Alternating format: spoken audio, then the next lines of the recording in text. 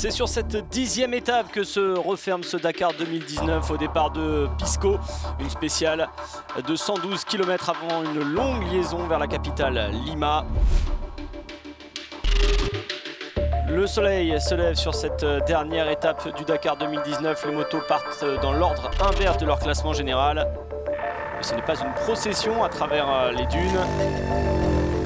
Pablo Quintanilla était le deuxième le jour d'avant. Il n'a pas eu d'autre choix que de foncer pour essayer de rattraper cette petite minute de retard sur Toby Price. Le vainqueur 2016 est élu à 1h15 de son deuxième titre dans le Dakar. C'est le temps qu'il faut pour couvrir les 112 km du jour. Et Quintanilla n'a décidément pas eu de chance sur ce Dakar 2019. Journée désastreuse pour le Chilien. Le pilote Husqvarna va se cracher de manière spectaculaire à seulement 10 km. Il a pris tous les risques, choc très violent.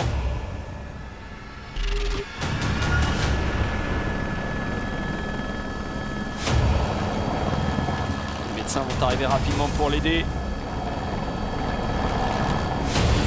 À ce moment-là, Toby Price a décidément remporté cette victoire. Mais dans le pur esprit du Dakar, il va s'arrêter pour surveiller son rival déchu.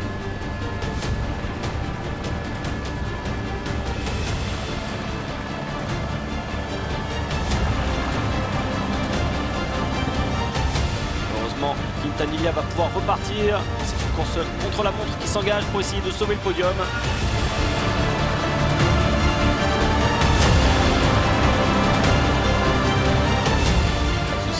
Price qui passe avec lui d'avance sur le Chilien au waypoint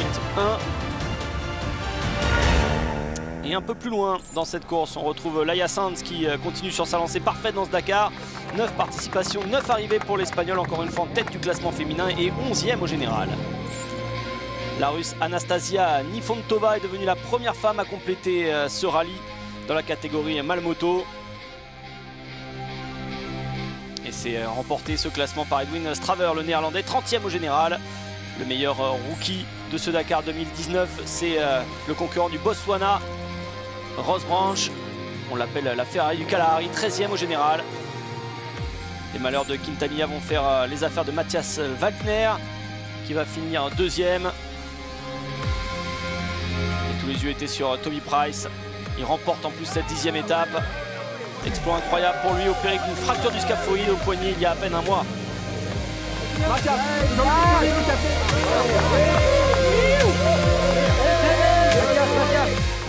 Je suis aux anges, je suis tellement content. Ces 10 jours ont été très longs et je vais attendre pour voir ce que j'ai vraiment au poignet maintenant.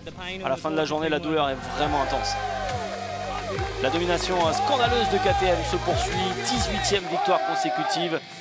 Seconde pour Price après 2016 et surtout le podium est 100% KTM car Quintanilla va perdre toute son avance sur ses rivaux.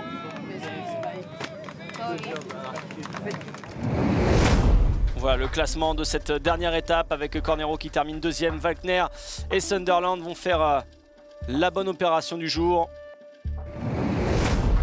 On se retrouve donc avec un podium 100% KTM. Quintanilla a sauté, il se retrouve 4e cette année.